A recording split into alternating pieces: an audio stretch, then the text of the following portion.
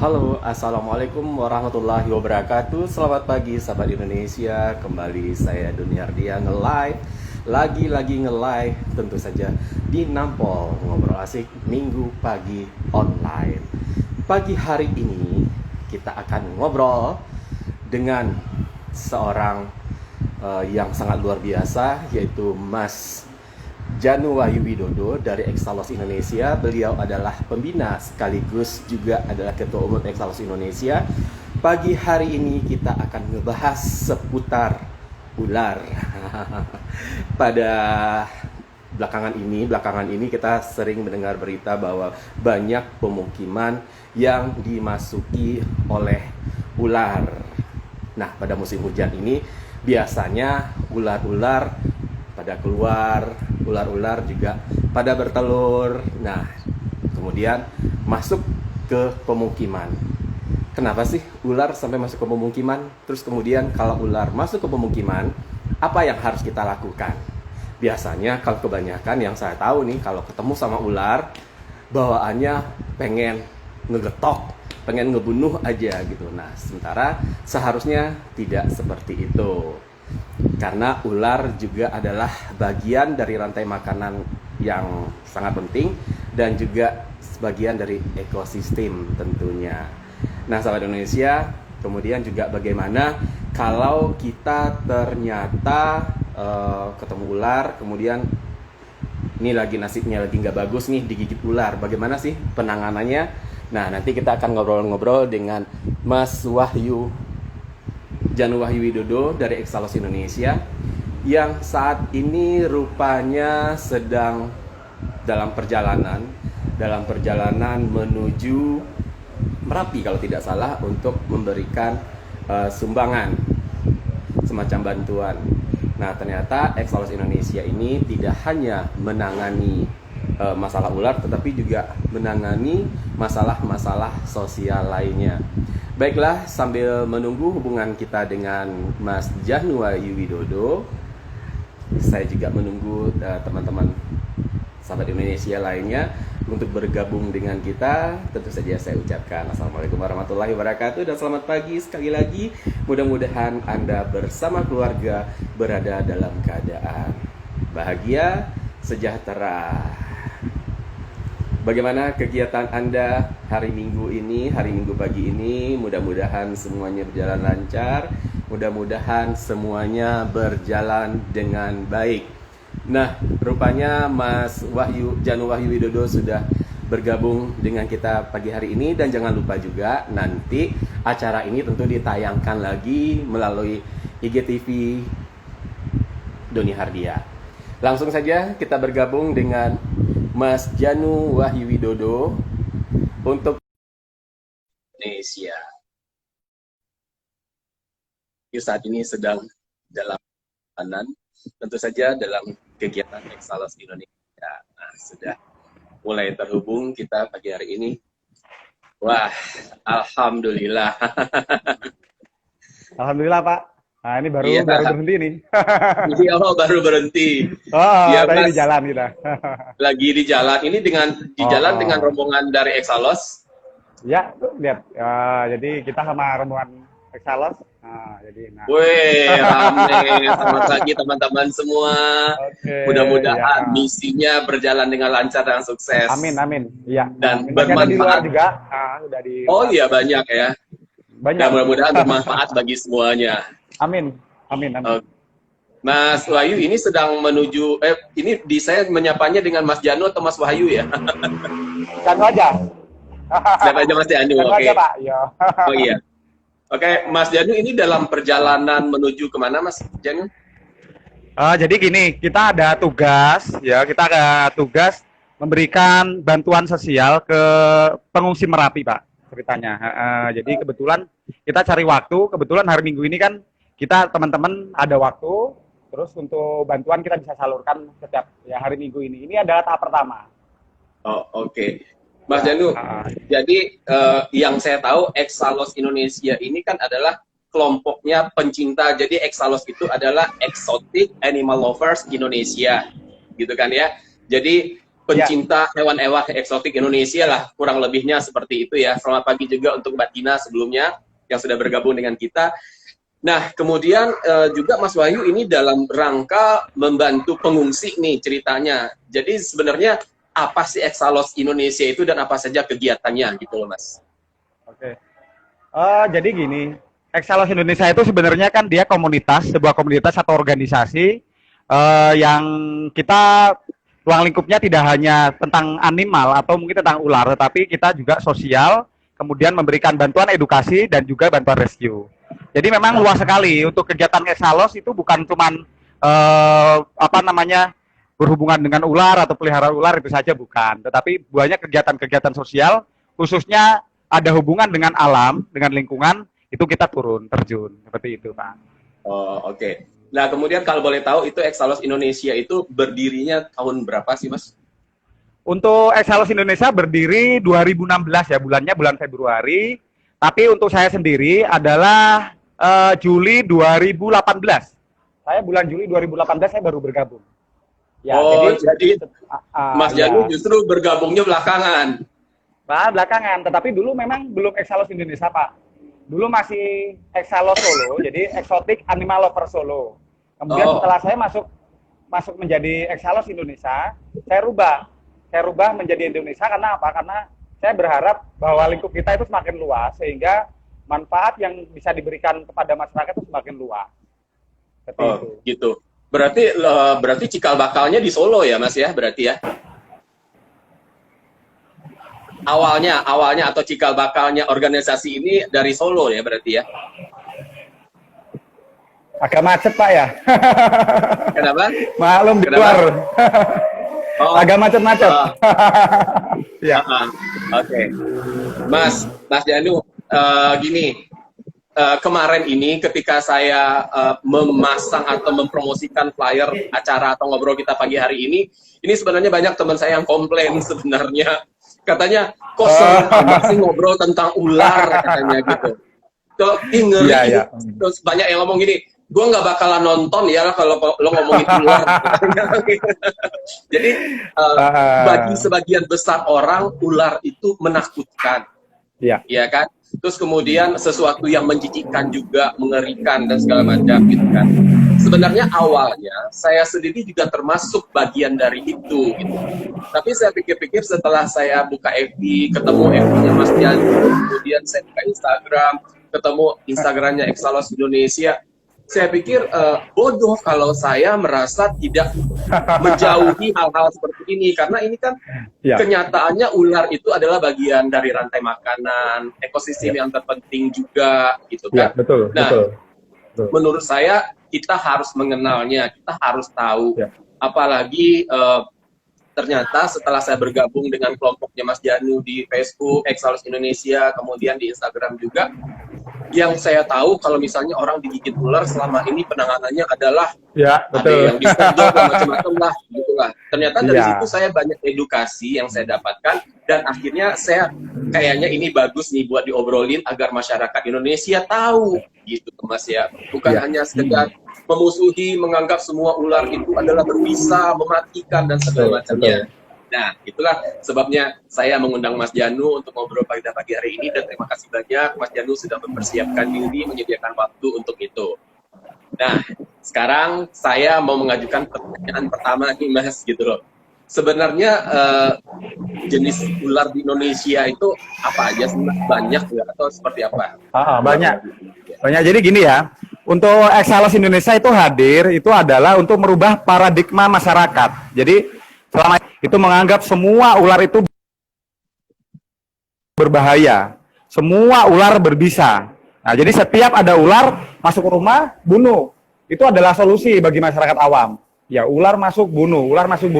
Setelah kita tanyakan, ternyata masyarakat memang menganggap semuanya ular adalah berbahaya, berbisa, pasti menggigit, seperti itu. Padahal di sisi lain, bahwa ular itu adalah merupakan rantai makanan. Dia merupakan sebuah mata rantai yang sangat penting. Sehingga apabila dia terputus, dia dibunuh misalkan, maka akan keseimbangan ekosistem itu tidak terjadi. Ini kan bahaya. Nah, yang kita takutkan adalah jangka panjangnya. Jadi kita takut adalah jangka panjang. Jangka panjangnya apa? Yaitu ketidakseimbangan ekosistem. Nah, mungkin petani sekarang banyak yang gagal panen karena hama tikus yang banyak. Kemudian kemarin di daerah Sragen, ya rata-rata di daerah Sragen, Solo, Jawa Tengah, itu banyak orang meninggal dunia di sawah hanya gara-gara setrum tikus. Itu salah satu permasalahan yang terjadi di Indonesia. Jadi karena setrum tikus. Padahal tikus itu dia bisa hilang atau bisa dia kita kendalikan itu karena apabila rantai makanan masih ada atau masih ada ular. Sedangkan orang awam itu kan menganggap bahwa ular itu berbahaya. Ular itu pasti menggigit, berbisa. Nah, dia takut tidak menggunakan tikus, menggunakan ular, jadi dia menggunakan setrum. Padahal yang terjadi, data yang kita dapatkan itu lebih banyak meninggal karena setrum tikusnya, bukan karena ular. Bahkan hampir nol, saya dapatkan data, itu orang tergigit ular di sawah. Hampir nol, nah itu. Nah, jadi kita untuk Exalos Indonesia kita turun untuk mengedukasikan masyarakat, merubah paradigma negatif masyarakat menjadi positif. Jadi tidak semuanya ular harus dibunuh. Kita bisa memilah mana ular itu tidak boleh dibunuh, mana ular itu boleh dibunuh. Kemudian untuk di Indonesia sendiri itu ada 349 jenis ular. Nah, jadi 349 jenis ular di Indonesia.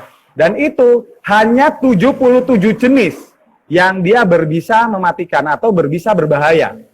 Nah, jadi selebihnya itu tidak berbisa rendah, berbisa menengah, dan itu tidak berbahaya untuk manusia. Seperti itu. Jadi hanya 77 jenis. Nah, disinilah kita ngajarkan kepada masyarakat bahwa di lingkungan kita ini lebih banyak ular itu bermanfaat dibandingkan mungkin mudaratnya gitu.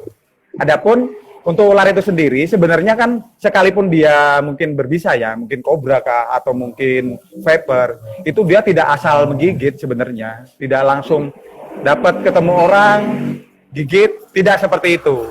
Jadi ular yang menggigit itu adalah ular-ular apabila dia terprovokasi. Nah, kalau misalkan dia terprovokasi, maka dia akan menggigit. Kalau misalkan kita ketemu ular, berhadapan dengan ular, kemudian kita diam, aman, dia tidak akan menggigit. Gitu. Agak jelas, Pak? Jelas? Mungkin penjelasan dari saya? Ya, oke. Takutnya nggak jelas. Soalnya kita terpaksa ini. Jadwal. Kemarin memang kan saya dapat jadwal tanggal 22 ya, tanggal 22 November. Tak lihat jadwalnya numpuk dengan ini agak masalah. Nggak masalah lah ya. Oke. Kemudian gitu Pak, jadi kita akan berusaha untuk membantu masyarakat melalui sosial media. Kemudian kita juga untuk Exalos turun langsung di lapangan Pak. Kita turun langsung di lapangan. Saya mengedukasi di sekolahan, kemudian di warga, kemudian di instansi, di mapala, potensi-potensi SAR kita bantu untuk edukasi dan juga pelatihan seperti itu. Oke. Jadi Mas Janu ternyata dari 349 jenis itu hanya 77 yang berbisa mematikan ya. Ya, bukan berbisa saja ya yang mematikan tapi ya. Hanya dulu 77. Betul. Dan itu pun juga tidak di seluruh Indonesia, kali mungkin itu di tempat-tempat tertentu, di daerah-daerah tertentu juga mungkin ada ular yang mempunyai ciri khas daerah masing-masing ada juga gitu ya. Iya, betul, ya.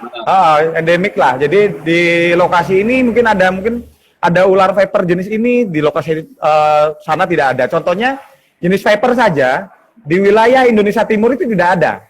Itu contoh. Oh, iya. Jadi 77 bukan merata. Jadi ada kadang semacam saya, karena saya kebetulan di Solo, operasional saya di Jawa Tengah.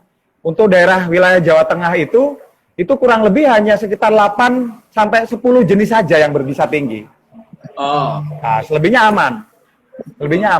Kemudian yang paling banyak sebenarnya itu adalah di laut. Nah, jadi dari 77 jenis itu diantaranya adalah banyaknya di laut ya. Ya, ternyata dari 349 hanya 77 yang berbisa tinggi atau yang mematikan, dan sebagian besar rupanya berada di laut. Dan saat ini kalau di saya sih Mas Janu agak muter-muter tadi Mas. Mas, Oh ya. nah ini benar-benar buat saya pribadi dan mudah-mudahan buat teman yang bergabung hari ini yang juga nanti akan nonton di IGTV-nya dan juga saya nanti juga akan upload di YouTube. Mudah-mudahan dengan pertemuan kita, obrolan kita pagi hari ini semakin banyak yang memahaminya ya Mas ya. Karena Amin. itu pun juga ular berbisa itu terbanyaknya di laut. Nah nanti kita ngobrol Ya, juga soal rata-rata di laut ya laut. Mas ya. Ya. Nah Mas, itu cara membedakan ular berbisa dan tidak berbisa itu seperti apa Mas? Oke. Ya, ini ya. Dulu orang awam nih, macam saya dulu belum tahu ular. Kita biasanya dicekoki atau mungkin diajarkan bahwa ular itu berbisa dan tidak berbisa bisa dilihat ciri-cirinya itu dari bentuk kepala, dari warna, dan dari lain-lain lah. Banyak sekali yang seperti itu. Tetapi sebenarnya tidak ada ciri khusus yang menentukan bahwa ini ular berbisa atau tidak berbisa. Nah, susah kan? Kita bisa tahu apabila dia sudah menggigit, kemudian terlihat dampaknya itu. Nah, tapi kan bukan terus harus kita digigitkan dulu baru kita tahu berbisa atau tidak berbisa. Nah, jadi yang paling terpenting itu adalah mengenali jenis. Jadi kita belajar. Kita pelajari jenis-jenis ular. Kalau misalkan 349 kan terlalu banyak. Mungkin kita bisa pelajari daerah kita lah, sekitaran kita yang biasa kita lihat di sekitaran kita. Itu Pak. Jadi tidak ada ciri khusus. Kalau mungkin zaman dulu ada ciri khususnya ular berbisa begini, tidak berbisa begini, tidak bisa. Itu tidak berlaku Pak. Tetapi yang pasti adalah kita menghafalkan jenisnya. Itulah gunanya komunitas seperti kami untuk memberikan edukasi terus-menerus, Pak. Gitu. Nah, berarti ya ketika kita ketemu ular pertama nih, gitu kan? Berarti ya memang kita nggak bisa tahu dia berbisa atau tidak ya, Mas ya? Kecuali kita belajari. Gitu ya. Kecuali kalau digigit dulu kan gitu kan. Tapi kan nggak mungkin gitu kan. Jadi untuk ular berbisa itu memang mempunyai ciri khusus adalah memiliki taring, Pak. Ya, tapi kan terus kita jangan digigit dulu baru kita tahu tuh udah ada taringnya tuh kan gitu. Tidak seperti itu. Jadi kita harus mempelajari jenis-jenis ular. Makanya komunitas-komunitas seperti kami itu sangat wajib sekali memberikan edukasi terus-menerus kepada masyarakat. Sehingga masyarakat tidak asal bunuh kepada ular. Seperti itu, Pak. Ya. Nah, Mas dari gigitan kita tahu ya kan ular ini berbisa atau tidak. Nah, beda gigitannya ada nggak sih Mas gitu loh? Seperti apa sih beda? Ada. Jelas ada. Jadi gini, kalau kita tergigit ular itu nanti kita bisa lihat untuk ular yang tidak berbisa biasanya bentuk gigitannya itu seperti sobekan. Ya, jadi kayak kita disobek kayak pisau, Pak. Ya, jadi karena bentuk giginya seperti pisau, jadi bentuk gigitannya itu sobekan. Kemudian mengeluarkan banyak darah. Ini ciri-cirinya. Ya, untuk ular yang berbisa tinggi itu bisa dilihat dari bentuk gigitannya seperti tusukan. Ya, jadi dia seperti ditusuk. Dan biasanya sedikit sekali untuk gigi. Ya, darahnya, ya darahnya sedikit yang keluar. Ya seperti itu. Kemudian juga ada gejala klinis tentunya. Contohnya bengkak, pembengkakan, mual, pusing, gagal napas dan lain-lain tergantung ularnya. Seperti itu. Nah Mas, yang saya pelajari, yang saya baca-baca juga nih dari Facebook dan Facebook terutama ya, racun ular, kalau kita tergigit. Nah di Indonesia vaksinnya itu katanya belum banyak ya Mas ya? Bukan belum banyak, bahkan cuma 1. Kalau belum banyak masih banyak ya. Jadi gini, ini sebuah kendala yang sangat besar di Indonesia adalah selain awamnya masyarakat tentang ular itu diantaranya adalah ketersediaan bisa ular yang ada di Indonesia. Dari 77 jenis ular yang tercover hanya 3 jenis. Bayangkan 74 jenisnya, yang lain kan bisa. Sedangkan Indonesia tuh hanya memiliki 1 jenis anti bisa ular yang namanya itu Biosafe. Itu buatan dari Bio Farma. Itu hanya mengcover 3 jenis ular. Pertama adalah kobra Jawa itu kobra. Kemudian yang kedua itu adalah Bungarus fasciatus atau welang. Nah, biasa orang itu bilang welang. Kemudian yang ketiga adalah rhodostoma atau itu viper tanah. Nah, ini hanya 3 jenis itu. Yang 74 jenis belum ada antibisanya di Indonesia. Nah, bayangkan. Jadi kita sangat-sangat terbatas sekali masalah ular ya. Mungkin belum prioritas ya. Oke, ya. Tapi kendalanya kira-kira apa? Memang karena memang prioritas atau karena mahal mungkin, Mas? Yang pasti mahal. Jadi untuk membuat antibisa ular itu memang kan harus harus banyak dari penelitian dan lain-lain itu memang mahal. Kemudian keduanya memang prioritasnya memang belum. Jadi kebanyakan masyarakat itu kalau misalkan tergigit ular apapun, berbisa tidak berbisa, dibawa ke dukun. Itu. Padahal tidak berbisa, dibawa ke dukun bilangnya sudah bisa menyembuhkan gigitan ular, padahal memang tidak berbisa. Dan mayoritas ular itu adalah tidak berbisa atau tidak berbahaya. Nah ini, sehingga data yang masuk ke pemerintah itu hanya sedikit. Ini adalah kendala yang paling utama.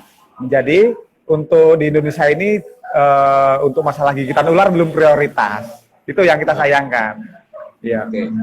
Nah, Mas, sebelum saya melanjutkan ke pertanyaan lain, ini menyangkut dengan Mas Janu sendiri nih. Kemarin soalnya ada teman saya yang bertanya gini, Don, lo kok ngebahas ular sih, bukannya binatang kucing kayak yang menyenangkan gitu kan? Nah, pertanyaan saya adalah, apa sih yang membuat Mas Janu tertarik dengan hewan-hewan eksotis ini, khususnya ular gitu loh, Mas? Apa sih yang membuat ini? Karena ini termasuk yang agak luar biasa sih sebenarnya, tapi luar biasanya bagi pencinta kucing gitu. Bagi pencinta kucing, orang yang suka ular berarti itu luar biasa gitu kan, Mas? Iya. Di pecinta ular juga ada yang dia cinta kucing juga, jadi peliharaannya double itu ada.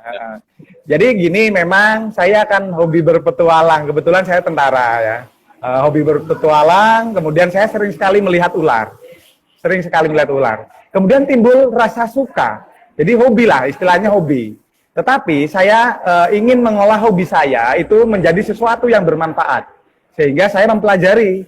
Nah, jadi bukan sekedar saya pelihara, saya pajang di rumah, misalkan tidak seperti itu. Tetapi kita pelajari apa itu ular. Kemudian kendala apa yang terjadi di masyarakat. Sehingga masyarakat menganggap ular itu selalu berbahaya atau tabu atau mistis. Nah, seperti itu. Kemudian yang paling penting adalah saya melihat banyak sekali untuk masyarakat itu yang tergigit ular dan tidak tertolong. Ini menjadi sebuah semangat saya untuk mempelajari tentang ular. Ini ingin membantu masyarakat, terutama untuk masyarakat awam yang tergigit ular, sehingga sekarang dengan hadirnya Exalos, alhamdulillah sudah mulai banyak ya masyarakat yang tertolong. Itu. Ya. Nah, Mas, ternyata hari ini kemarin ada salah seorang yang juga menanya, yang komen di Instagram saya, katanya, ih serem amat sih ngebahas ular, ternyata join loh Mas sekarang di sini. Ternyata penasaran dia. Selamat pagi Mbak Ambar gitu loh. Kemarin komentarnya serem amat sih ngebahas ular, ternyata hari ini join. Berarti apa Mas? Karena memang sebenarnya kita memang harus tahu. Jangan bilang serem dulu, jangan bilang takut dulu, tapi belum tahu gitu loh. Nah, itu seperti yang saya alami juga. Saya sering banget baca-baca itu oh ternyata seperti ini, banyak sekali pengetahuan yang ada di Exalos Indonesia dan juga yang ada di Facebook maupun di Instagramnya, gitu Mas. Yeah. Nah, kalau tadi kita sudah berbicara mengenai ular berbisa dan tidak berbisa, itu bagaimana kalau sekarang ini kan lagi banyak Mas, ular masuk ke pemukiman, apalagi bulan-bulan ini, musim-musim hujan ini, ular itu banyak bertelur, banyak berkeliaran ya Mas ya. Terus kemudian masuk ke pemukiman. Apa sih sebabnya ular itu bisa masuk ke pemukiman? Oke, jadi gini ya, ular itu kan dia bukan hewan yang bersarang sebenarnya. Kemudian dia merupakan ular yang selalu berpetualang. Jadi dia selalu berjalan, dia tidak menetap. Itu. Kemudian dia memiliki insting adalah mencari makan. Ya, dia mencari makan. Kemudian selain itu, untuk ular sendiri, dia merupakan hewan yang berdarah dingin. Nah, darah dingin ini bukan darahnya dingin nih, bukan darahnya pakai es nih ya. Jadi darah dingin ini adalah bahwa dia tidak bisa mengolah kalor di tubuhnya tanpa bantuan dari kalor luar, dari bantuan suhu ruang lah istilahnya. Nah, jadi suatu hal yang wajar kalau misalkan ular dalam kondisi dingin dia akan mencari tempat yang hangat. Nah, kemudian tempat yang hangat mungkin rumah. Nah, itulah. Jadi bukan berarti ini ya apa namanya masuk rumah atau mungkin biasanya orang bilang itu mistis dan lain-lain, bukan. Tetapi adalah sebuah ketidaksengajaan sebenarnya. Ya, nah bagaimana caranya agar ular itu tidak masuk ke dalam rumah? Itu sebenarnya gampang sekali. Jadi kita yang terpenting adalah bersihkan rumah kita. Ya, rumah kita dalam kondisi bersih sehingga di situ tidak ada mangsa, tidak ada tikus atau tidak ada katak misalkan, tidak ada tikus di dalam rumah sehingga untuk ular itu dia tidak mencari makan di dalam rumah. Itu. Kemudian yang berikutnya adalah kita tutup lubang-lubang yang berpotensi bisa ular masuk ke dalam rumah. Nah, jadi misalkan ada saluran-saluran air itu, kita bisa tutup dengan ram. Kalau saya bilang ram, jadi kayak jaring besi itu, kita bisa tutupkan pakai itu. Kemudian untuk ular itu dia memiliki dia bukan takut, tetapi risih, rasa risih terhadap wangi-wangian. Nah, kondisi rumah kita yang bersih, yang tidak ada tikus dan dia wangi, maka ular itu dia tidak mau masuk ke dalam rumah. Bukan takut, tetapi tidak mau ke dalam rumah. Seperti itu. Itu diantaranya. Nah, yang paling penting adalah kita mempelajari ular itu sendiri. Sehingga apabila masih semua cara kita udah lakukan, masih ada ular yang masuk ke dalam rumah, itu kita setidaknya tidak melakukan kegiatan-kegiatan yang tidak pas lah. Ya, mungkin ada ular masuk, bunuh. Itu tidak seperti itu. Kita bisa mempelajari cara-cara penanganan yang sangat mudah. Seperti itu. Mas, nah, ini kan banyak juga kalau saya lihat tiba-tiba gitu ya, bagi kita yang awam nih, tiba-tiba ular itu udah ada aja di tengah rumah, ada aja di ruang tamu. Tiba-tiba sudah ada aja di toilet, di ruang makan dan segala macam itu. Kadang-kadang ular itu besar gitu, maksudnya kalau kadang-kadang di menurut kita nih, kok nggak masuk akal ya, dari mana kok tiba-tiba ada, kalaupun ada lubangnya nggak gede-gede amat, tiba-tiba dia udah nongkrong aja gitu ya Mas ya. Mungkin hal seperti itu yang menyebabkan orang kayaknya mistis nih, ada apa nih gitu ya. Kira-kira seperti apa? Apakah dia bisa mengecil, membesar atau gimana sih Mas? Ya, bisa fleksibel. Ya, jadi gini ya. Iya, jadi untuk ular itu memang fleksibel. Dia bisa masuk-masuk di ruang-ruang sempit ya. Kemudian juga ada beberapa yang bisa dia manjat. Mungkin dia lewat atap, bisa jadi lewat genteng, lewat atap. Nah, untuk menghindari itu, maka untuk pohon-pohon yang di sekitaran rumah kita bisa dipangkas. Jadi kalau misalkan ada pohon yang menjulai ke genteng, itu bisa dipangkas. Nah, salah satu caranya seperti itu salah satu pencegahan. Karena ular itu sangat fleksibel sekali dan dia sangat mudah beradaptasi. Begitu. Makanya banyak yang tiba-tiba kita nemuin tiba-tiba tanpa melihat sebelumnya. Nah, tadi Mas Janu juga ngomongin bahwa ular berbisa itu banyaknya di laut, Mas ya. Nah, sementara kan kita nih senang juga nih kalau liburan kan sukanya ke pantai, ya kan, sukanya berenang, mandi-mandi di laut. Nah, itu ular berbisa itu di laut yang bagian mananya Mas, agar juga masyarakat kita juga berhati-hati nih kalau ke pantai nih mainnya, mesti jaga-jaga di mana nih yang tempat di pantai yang mereka atau di laut yang tidak boleh datangin karena di situ ya gitu. Gimana nih Mas cara kita ininya? Ya, jadi sebenarnya di darat laut banyak ya, di laut juga banyak, di darat juga banyak. Kalau di laut sendiri situasional, artinya dia ada dimanapun. Jadi bisa di tempat yang dalam, di pantai, di karang-karang juga banyak. Seperti yang di Bali itu banyak, yang hitam putih ya, yang dari tanah laut itu, yang orang bilang itu pulau ular atau apa itu. Kemudian orang jadikan sebagai destinasi wisata. Nah, kemudian dipegang-pegang, dia bayar, dia pegang, difoto. Itu sebenarnya bukan ular mistis. Kemudian bayar baru kita tidak tergigit, bukan seperti itu, tetapi itu adalah karena mereka pasif, karakternya pasif, jadi masih mau menggigit.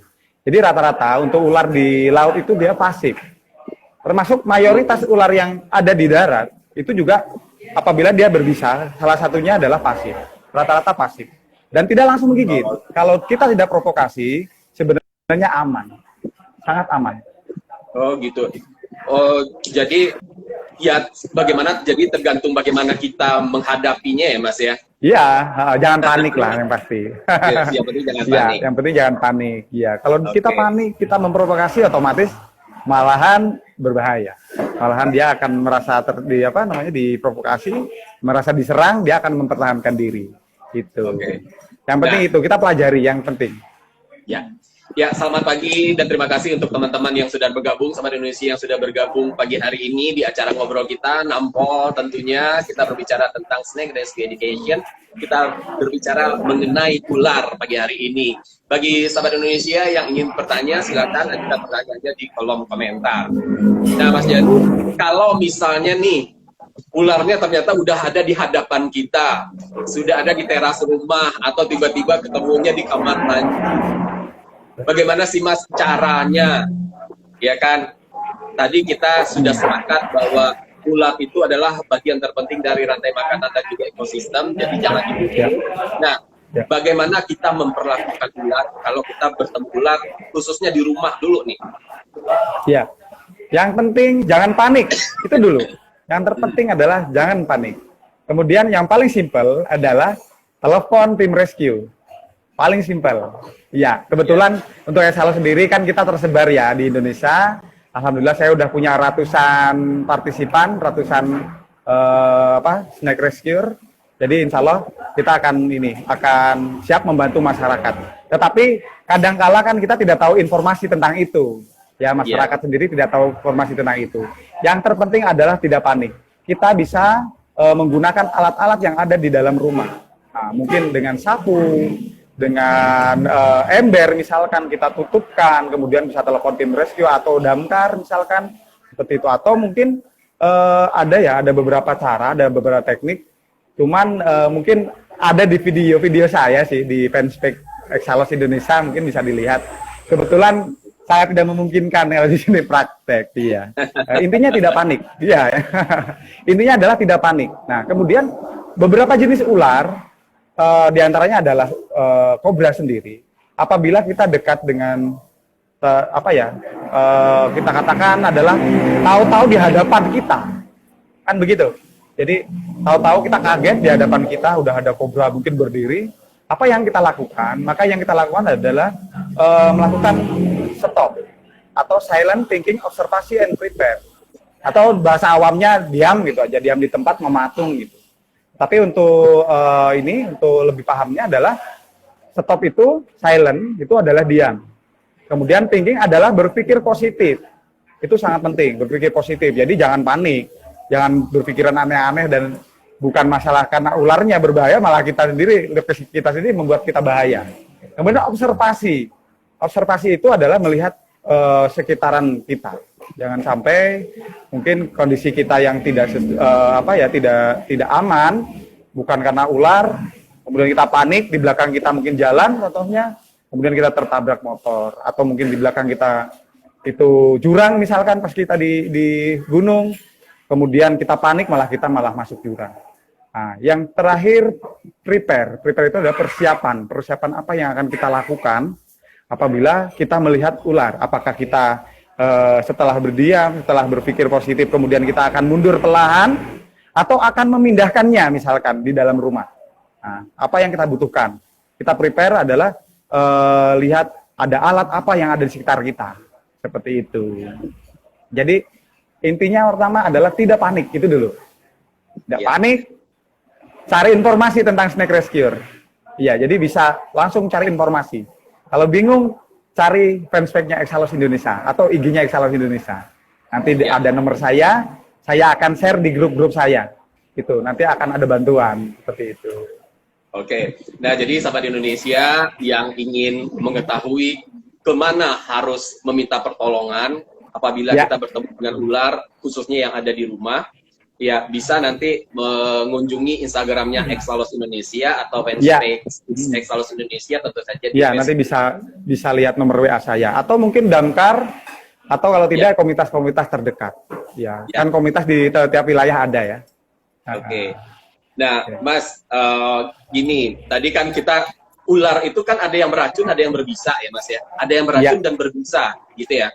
Kalau kobra itu termasuk ada racunnya yang disemburkan, gitu ya, Mas ya. Ya, itu bisa sebenarnya. Bisa, tetapi dia disemburkan. Oh, Jadi, gitu. ya, kalau ular itu berbisa ya. Kalau yang beracun itu beberapa jenis. Jadi beberapa jenis saja ular yang beracun. Nah, bedanya bisa dengan racun itu mungkin banyak orang yang belum paham. Nah, bisa itu adalah racun yang disuntikan. Jadi dia mempunyai alat seperti apa namanya sengat atau mungkin gigi taring digunakan untuk menyuntikkan racun itu. Itu namanya bisa. Nah, sedangkan racun itu adalah alat pertahanan dia yang digunakan untuk melindungi tubuhnya, melindungi dirinya. Nah, itu adalah pertahanan pasif. Untuk beberapa jenis ular yang memiliki racun itu adalah jenis Rhabdophis. Nah, dia memiliki racun di leher. Pada saat kita pegang, itu nanti akan terkontaminasi tangan kita. Nah, kalau untuk ular lain itu adalah berbisa. Jadi dia memiliki kelenjar bisa di sini di atas di kepalanya itu di dalam. Nah, kemudian dia suntikan melalui taring. Nah, dia menggigit, itu adalah bisa. Nah, khusus untuk kobra, itu dia bisa menyemburkan, tetapi tidak semua kobra. Kalau kobra yang ada di Indonesia, untuk Najas sumatrana dan Najas putratrik, itu dia bisa meludah, bisa menyemburkan bisanya. Ya, makanya disebut namanya spitting cobra. Nah, itu adalah sama saja, itu bisa, bukan racun. Gitu. Memang secara keseluruhan racun, tetapi dari segi bahasa medisnya juga berbeda. Nah, kalau racun itu poison, kalau yang bisa itu venom. Ya, tapi sama-sama toksin. Ya. Oh gitu. Oke, Ya, Mas, ini ada pertanyaan. Izin bertanya, apa saja sih bahaya ular? Oke. Bahaya ular itu ada dua. Ada dua. Yang pertama adalah bahaya psikologis, dan yang kedua adalah bahaya biologis. Nah, bahaya biologis itu meliputi gigitan, semburan, dan belitan. Gitu. Dan ini sangat sedikit sekali. Yang paling besar itu adalah bahaya psikologisnya. Nah, Betul. jadi bahaya yang psikologis yang paling besar. Jadi, tadi teman-teman yang mau bergabung, mereka bertanya, ngapain sih bahas masalah ular kan gitu? Karena takut kan, padahal kita nggak bawa ular, kita cuma ngobrol. Jadi, psikologis. Nah, ya paradigma negatif, mitos yang berkembang, kemudian ketidakpahaman tentang ular. Dan yang paling terbahaya, ya, yang paling penting itu adalah ketidaktahuan cara pertolongan pertama pada gigitan ular ini. Ini sangat penting sekali. Ini. Iya. Jadi berarti yang lebih banyak itu bahaya psikologisnya ya. Psikologis. Karena tadi itu Iya. tadi kita udah merasa serem duluan, udah merasa takut Ya. duluan. Jadi kalau udah ngomongin ular langsung bawanya bergidik, kepikiran, nggak bisa Ya. tidur, nggak bisa makan, gitu kan ya. Akhirnya Padahal nggak ada nih barangnya nih. ngapa-ngapain. Nah, Mas, tiba-tiba ada nggak sih? Saya pernah kejadian ini di kampung saya gitu kan. Kebetulan kita punya kandang ayam nih, Mas, gitu loh. Nah, kebetulan tiba-tiba ada ular yang kita ngelihat ayamnya sudah mati, tiba-tiba di atas itu ada ular gitu. Itu Ya. berarti dia kurang. Kalau menurut saya itu ular piton ya, kalau nggak salah ya. Karena dia kayaknya memiliki. Nah, tiba-tiba dia ada nggak sih kemungkinan si ular itu yang tadi ada di atas tiba-tiba tanpa sepengetahuan kita terus melilit, ada kemungkinan nggak sih? Tiba-tiba Melilit kita menyerang ya? kita dengan melilit. Bisa ada kemungkinan. Yaitu salah satu bahaya ular, yaitu membelit. Nah, untuk membelit itu memang dimiliki oleh jenis-jenis python. Memang berbahaya. Apalagi kalau udah 2 meter ke atas itu sudah sangat berbahaya. Jadi untuk penanganan ular yang besar itu memang tidak boleh sendiri, harus minimal 2 orang. Itu. Jadi kita harus hati-hati lah, harus apa ya, kalau misalkan masuk ke habitatnya misalkan ke kebun atau ke kandang ayam, kita juga selalu waspada. Intinya itu. Enggak, tapi bisa nggak dia, kalau tadi kan karena kita bikin kaget dia atau apa gitu ya Mas ya. Tapi kalau tiba-tiba dia menyerang kita itu padahal di situ banyak ayam, bukan ayam diserang kita malahan gitu. Bisa jadi ya mungkin karena mereka merasa dikagetkan kali ya Mas ya. Dan bisa jadi. Jadi kalau untuk ular besar, kalau misalkan kita masuk di habitatnya, itu bisa jadi dia akan menggigit kita. Ya, tetapi kalau di wilayah kita kita kan masih kota nih. Nah, itu sangat kecil kemungkinan. Karena apa? Karena kan insting mereka itu menganggap bahwa manusia ini ada predator utama atau mangsanya. Predatornya yang akan memangsa dia gitu. Jadi kalau yang biasa terjadi itu adalah lokasi-lokasi yang di hutan kayak Sumatera, mungkin Kalimantan itu masih terjadi. Di Papua tidak ada. Di Papua tidak ada ular piton. Oh ya. Tidak ada ular sanca piton. Adanya piton-piton kecil-kecil di sana. Ya, piton granny piton, kemudian piton bulani atau sanca bulan, kemudian patola, itu kecil-kecil. Untuk yang bisa melilit kita kan rata-rata kan sanca kembang ya, retik piton ya. Itu adanya di Sumatera, Jawa dan Kalimantan, juga Bali. Tapi untuk Papua tidak ada. Jadi ternyata sebenarnya ular itu juga takut dengan kita sebenarnya. Jelas, gitu ya. kita ini puncak rantai makanan loh. Iya, sebenarnya ular itu juga takut dengan kita. Dia juga milih-milih mau kemana dulu. Kalau banyak orang dia juga nggak berani, gitu kan ya Mas ya. Ini ada pertanyaan. Ini ada pertanyaan. Kan banyak nih masyarakat awam yang nggak tahu perbedaan ular yang berbisa dan enggak. Nah, apa aja ciri ular yang berbisa dan enggak? Kayaknya tadi udah dijelasin ya, Mas. Tadi udah dijelaskan, jadi tidak ada ciri khusus, tidak ada yang paten menentukan ciri-cirinya. Jadi yang ada itu adalah kita menghafalkan jenis. Jadi kita belajar terus. Tulis saja nomor WA saya, nanti mungkin WA-an gitu. Atau mungkin sering-sering cek di Instagram kami atau mungkin di fanspage kami Exalos Indonesia. Iya. Ya. Oke, tadi sudah dijelaskan. Kalau ingin penjelasannya lagi, nanti bisa nontonnya di IGTV Doni Hardia, nanti bisa, atau nanti kan Exalos Indonesia, dan juga, karena nanti ini akan ditayang ulang di IGTV saya, Doni Hardia. Kemudian, bagaimana cara melepaskan lilitan ular, nih Mas? Kalau dililit dong. Ya, ini tidak ada tidak ada praktek ya. Jadi yang penting adalah jangan ada satu orang saja, jadi harus 2 orang. Sehingga kita tidak dililit. Tapi kalau misalkan kita terpaksa itu adalah sendirian, kemudian kita dililit, yang paling penting adalah kita lepas melalui melalui ekornya ya. Jadi kita lepas melalui ekor. Karena apa? Karena ekor itu selalu membuat simpul untuk mengunci. Nah, kalau pertanyaan mungkin kita rubah ya. Bagaimana kalau bukan dililit nih? Bagaimana kalau kita digigit? Untuk ular besar misalkan, bagaimana caranya? Kalau misalkan kita digigit, cari air, celupkan. Jadi nanti ini misalkan nih, kita digigit, misalkan celupkan air. Nah, atau bisa disemprot parfum, dia akan lepas. Itu bisa digunakan. Oh, pada saat kita sedang tergigit nih Mas ya? Iya. Tergigit ular piton misalkan, celupkan ke air atau bisa disemprot parfum, bisa dengan seperti itu, atau alkohol, sesuatu yang wangi gitu ya Mas ya? Iya, bisa dengan seperti itu. Tapi kalau belit harus dipraktekkan ya. Tapi kalau yang paling simpelnya adalah dari ekor kita buka, simpulnya melalui ekor. Yang pasti tidak bisa dilakukan sendiri, harus 2 orang, kecuali ular kecil 2 meter ke bawah oke lah. Tapi 2 meter ke atas itu tidak bisa digunakan. Iya. Nah, Mas, ini ada pertanyaan selanjutnya dari Yanuar. Apakah ini kebanyakan nih Mas ya? Ini semacam ini juga di masyarakat kita agar terhindar dari ular, taburin garam di sekitar rumah.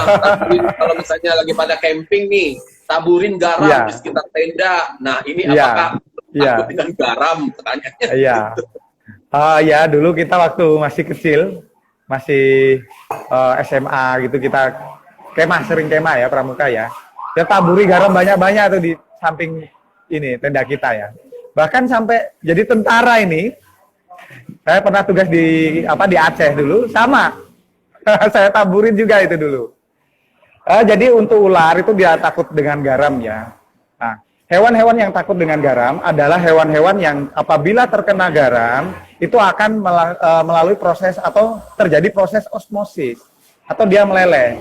Jadi misalkan nih lintah kemudian bekicot misalkan, atau cacing. Nah, mereka takut dengan garam. Sedangkan untuk ular, dia memiliki sisi keras, di mana sisi keras itu dia akan melindungi tubuhnya, sehingga tidak akan terjadi proses osmosis atau pelelehan. Maka untuk ular itu tidak takut dengan garam, kecuali kalau dilempar dengan garam 1 karung. Itu baru takut ya. Nah, Mas, tadi kalau berkaitan dengan kobra, ada nggak sih kemungkinan ular itu mengejar gitu loh Mas ya? Ada nggak sih orang dikejar ular gitu loh? Ada nggak sih? Tidak ada. Tidak ada ular Ada, ya? mengejar kecuali 2 jenis. Ya, yang ada ular king cobra, kemudian taipan. Ya, taipan tidak ada di Indonesia. Kalaupun ada di Indonesia adalah king cobra, itu dia akan mengejar sampai dengan batas teritorial. Nah, jadi kalau dia punya batas teritorial ada 20 sampai 25 meter misalkan, itu maka setelah dia mengejar kita keluar dari teritorial, dia akan kembali ke sarangnya. Nah, ini salah satu perbedaan dengan ular lain. Untuk ular lain memang tidak bersarang. Tetapi khusus untuk ular king cobra rata-rata adalah dia memiliki teritorial. Oh, gitu. Nah, terus jadi misalnya kalau kita dikejar, kalau udah lewat dari 25 meter dari sarangnya, dia balik lagi gitu ya Mas ya? Ya, khusus king cobra. Ular lain tidak ada. Tidak ada Nggak ular ada ya, mengejar. maksudnya? Tidak ada. Oh. Kalaupun dia kebetulan kita lari ya, kemudian dia kebetulan kayak seolah-olah ngejar, itu mungkin suatu kebetulan ya. Kebetulan. Oke. Ya. Soalnya dulu saya pernah baca nih Mas, kalau kita dikejar ular, kita jalannya harus lurus terus kemudian belok balik arah lagi gitu. Itu benar nggak sih Mas? Nggak, soalnya saya pernah baca tuh dulu. Tahu-tahu pas burung belok unta. baliknya ke sarangnya, nemu lagi ular lain. Kayak gitu Iya. ya. Ya, Oke. mungkin burung unta mungkin ya. Kalau itu kan Nah, dia jalan lurus tuh, kemudian- kalau lari itu. Nah Mas, tapi secara ininya tadi misalnya ular nih sudah masuk ke rumah, gitu kan? Nah kalau untuk menunggu pertolongan kan butuh waktu lama, Iya. gitu Mas ya. Nah kadang-kadang ada orang yang memang maaf nih ya, kadang-kadang ada yang sok jagoan gitu loh Mas ya. Tanpa alat, tanpa apa, terus kemudian langsung pegang, gitu kan? Ya. Nah, apakah benar kalau memegang ular itu di bagian kepalanya, gitu loh Mas? Ini maaf tadi saya ngomong sok jagoan karena memang ternyata banyak saya baca di fanpage atau dimanapun banyak ditemukan orang yang tergigit ular berakibat fatal karena itu Ya. tadi memang karena so tahu mungkin ya atau Ya, so jagoan betul. kali nggak ngerti Betul. tapi tanpa alat tanpa apa pegang kepala misalnya kayak gitu apakah Ya. benar Mas? Ya, sebenarnya tidak dibenarkan. Jadi untuk kita sendiri yang kita udah sering sekali melihat atau kita bahkan sering sekali melakukan rescue, itu adalah sesuatu yang tidak dibenarkan memegang ular tanpa alat. Jadi harus ada alat. Alat itu bisa digunakan alat-alat sederhana yang ada di rumah ya. Contohnya sapu, itu kita bisa gunakan untuk setidaknya menjauhkan kepala dari kita. Jadi mungkin kita bisa pegang ekor, tangan kiri pegang ekor, kemudian untuk tangan kanannya pegang sapu, kemudian sapu ini bisa untuk menjauhkan kepalanya, itu boleh. Nah, bagaimana dengan itu tadi yang mungkin orang itu sudah pegang di kepala, itu sebenarnya aman, tetapi kadang kan kita tidak tahu ya, namanya naas ya, jadi kita lebih pada kehati-hatian. Jadi kalau misalkan kita pegang di kepala, kita usahakan jangan sampai terkena gigit. Ya, yaitu jangan sampai terkena gigi. Jangan terlalu panjang. Kalau panjang dia masih bisa belok. Ya, jadi mungkin agak ke depan. Tetapi jangan terlalu depan. Nanti dia ada gigi di situ. Itu. Kemudian ada perbedaan untuk memegang kobra dengan viper. Untuk kobra mungkin kita bisa pegang dengan jempol seperti ini. Contohnya begini. Bisa seperti ini. Nah, untuk dia jari telunjuk ini di bawahnya, di bawah ini ya, di bawah mulut boleh. Tetapi untuk jenis viper itu tidak boleh, tidak berlaku. Karena apa? Karena untuk viper itu dia memiliki gigi taring yang dilipat. Itu bisa tembus sampai naha. Maka kita gunakan jempol, telunjuk. Jadi seperti ini. Ya. Dan ini semua kedua hal ini adalah sesuatu yang lebih baik dihindari. Ya, kalau bisa gunakan alat. Termasuk Ya. kita tim rescue atau mungkin damkar itu kita usahakan agar lebih safety. Jadi kita gunakan alat, selalu siap alat. Jadi intinya tetap harus ada pengetahuan ya Mas ya. Harus, iya. Harus ada pengetahuan. Oke. Iya. Nah, ini ada lagi pertanyaan. Jika kita membunuh ular terus darahnya masih berceceran, bisa membuat ular lain datang. Nah, ini kayaknya mitos, ya, Mas ya. Ya, itu mitos. Jadi untuk ular itu kan dia kalau misalkan musim kawin dia bisa menyebarkan hormon feromon. Nah, itu mungkin untuk memanggil pasangan. Tetapi itu hanya muncul di musim kawin. Dia gunakan untuk mencari pasangan untuk kawin ya. Tapi kalau misalkan ular dibunuh, kemudian baunya misalkan akan membuat ular lain datang, itu salah, itu adalah mitos. Jadi saya juga ada dengarnya seperti ini Mas. Kalau misalnya kita nih ngebunuh ular, matanya itu benar-benar harus diremukin karena matanya itu bisa katanya mengundang teman-temannya. Benar nggak sih itu Mas? Ya. Nggak juga kan? Ya, salah. Tidak. Jadi gini, ular pada saat hidup secara biologis dia memiliki penglihatan yang tidak baik. Jadi tidak baik dari penglihatannya secara biologis. Pada saat hidup, apalagi saat mati, kan otomatis ya. Pada saat hidup saja dia memiliki penglihatan yang tidak baik. Nah, jadi sangat tidak mungkin kalau mungkin dia dibunuh kemudian matanya bisa merekam, kemudian mengasih tahu teman-temannya ya untuk datang gitu, tidak ada. Balas dendam biasanya bilangnya ya. Tidak ada. Pada saat hidup saja secara biologis bahwa mata ular itu tidak baik penglihatannya. Gitu. Nah, ternyata terlalu banyak mitos-mitos yang tidak benar banyak yang berkembang di masyarakat kita ya Mas ya. Makanya jadi itulah, ular bahaya. itu sesuatu yang mistis, mengerikan, menakutkan gitu ya Mas ya. Nah, oke. Terus ada itulah lagi, saya bilang bahwa bahaya fisiologis paling banyak. ya betul. Nah, terus ada lagi nih Mas, katanya tapi memang ada ya kalau ular itu kalau kepalanya potong masih bisa menggigit ya Mas ya? Ya ada. Jadi hati-hati kalau misalkan motong ular lompat masih bisa gigit. Itu ada ya seperti itu. Jadi ya sebaiknya jangan dipotong, biarkan aja. Maksudnya kepotong nih ceritanya, tapi itu jenis ular tertentu kali ya Mas ya? Ya, dan mungkin beberapa ular berbisa seperti itu ya. Dia lompat dengan tidak sengaja misalkan, terus menggigit atau ngeserempet kita mungkin bisa lah. Iya. Bukan, jadi dia adalah ketidaksengajaan ya maksudnya, bukan dari si ular itu punya sifat seperti itu, kalau digigit pasti seperti itu. Itu bukan seperti itu ya mungkin ya. Tapi lebih kepada ketidaksengajaan. Gitu. Nah Mas, kemudian nih ceritanya tadi kan kalau kita soal ke rumah, kita sudah sedikit dapat gambaran ya kalau tiba-tiba ular masuk rumah atau masuk pemukiman, bagaimana cara menanganinya. Kemudian juga bagaimana menghindari agar ular jangan sampai masuk pemukiman, masuk rumah, itu berarti tadi juga hindari lubang, tutupi lubang, terus berarti kebersihan, terus kemudian rumah harus selalu wangi, gitu Mas ya. Nah, sekarang kalau kita sudah tergigit ular, nah itu bagaimana penanganannya? Yang saya banyak tahu, banyak tahu nih mitos lagi nih Mas, gitu loh. Tadi bawa ke dukun, malahan ditore, disedot itu bisa, kemudian diikat sekencang-kencangnya, bagaimana? Nah, sebenarnya seperti apa yang benar ya? Jadi gini, kembali lagi di awal bahwa tidak semua ular berbisa. Ini terpenting ya, ini terpenting bahwa tidak semua ular berbisa dan itu adalah mayoritas. 80% ular yang ada di Indonesia adalah tidak berbisa. Itu. Jadi lucu ya kalau kita digigit ular tidak berbisa, dibawa ke dukun, diikat seperti itu misalkan.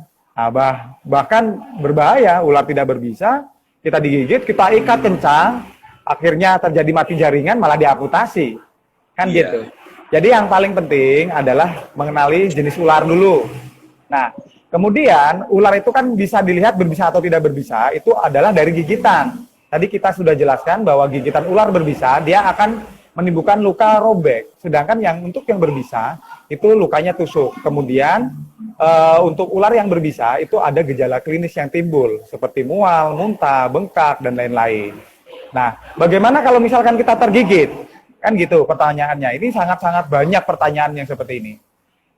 Yang pertama kali adalah kita lakukan pembidaian. Oh, apa ini pembidaian kan gitu? Apa gunanya pembidaian?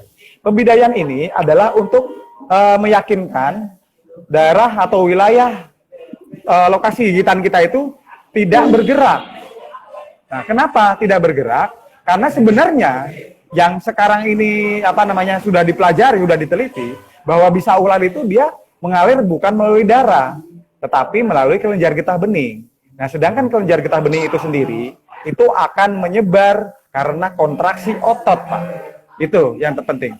Nah, bagaimana dengan yang cara-cara yang lama, yang tradisional, dengan mengikat, dengan mungkin menghisap, kemudian ada yang disedot dengan batu atau mungkin keris.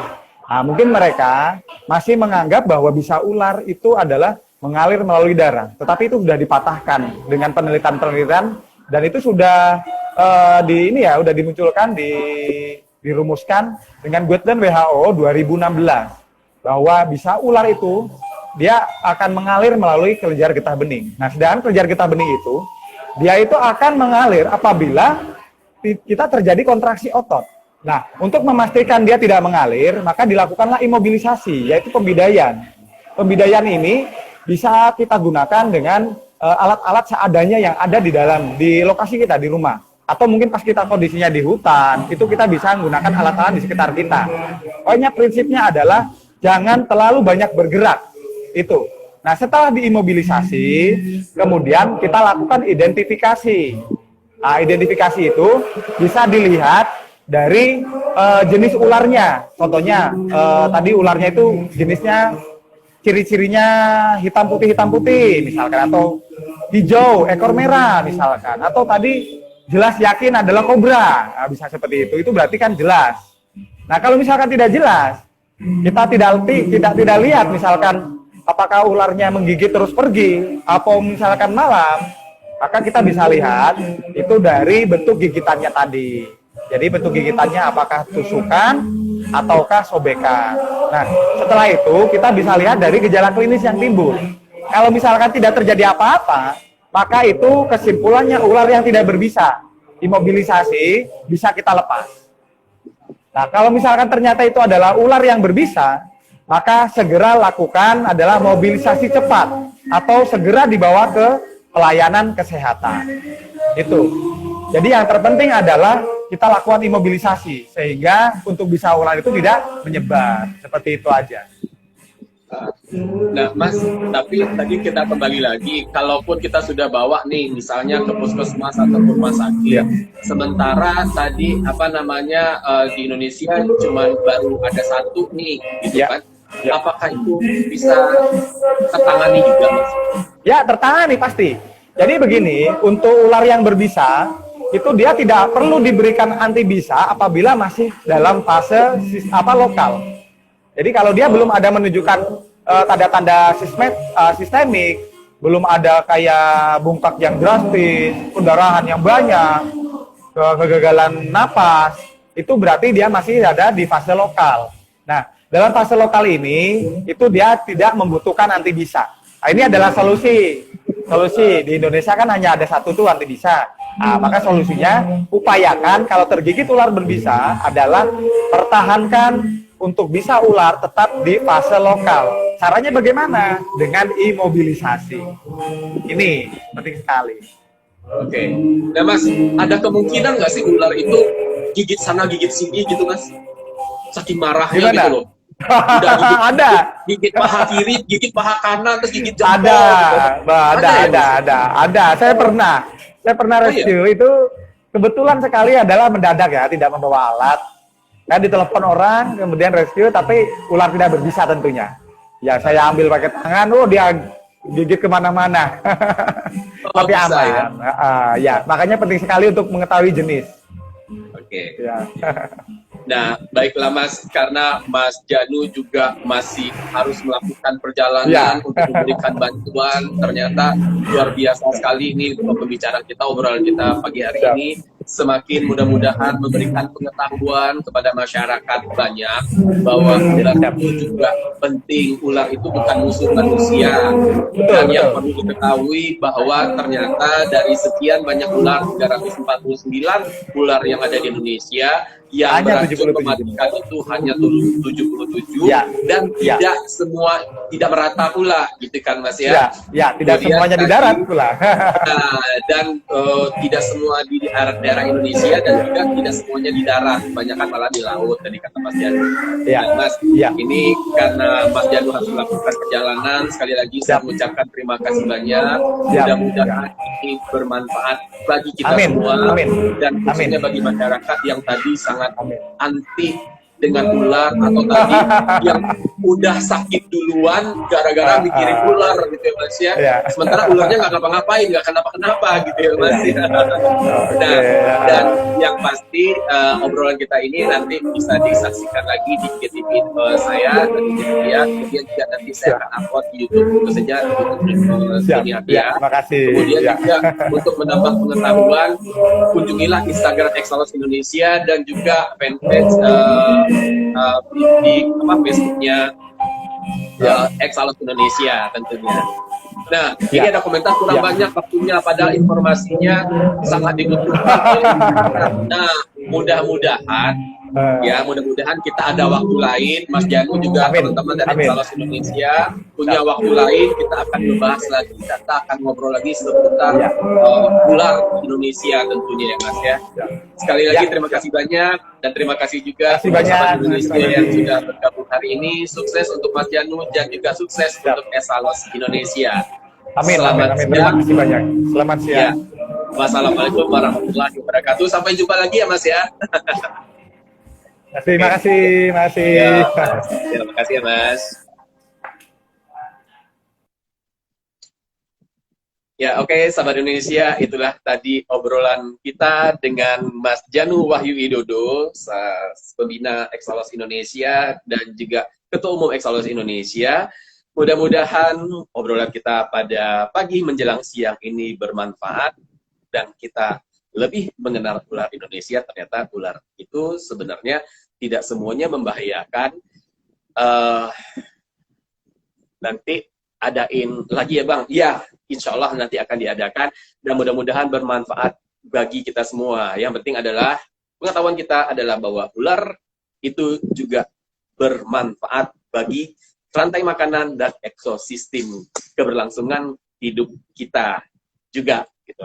Mudah-mudahan hari ini adalah hari yang menyenangkan bagi kita semua. Sampai jumpa minggu depan di hari Minggu pukul 10 pagi. Dan yang akan kita bahas minggu depan adalah mengenai hipnoterapi. Terima kasih, selamat siang. Wassalamualaikum warahmatullahi wabarakatuh. Terima kasih Mas Aditya. Dan mudah-mudahan ini bermanfaat buat Mas Aditya dan buat semuanya.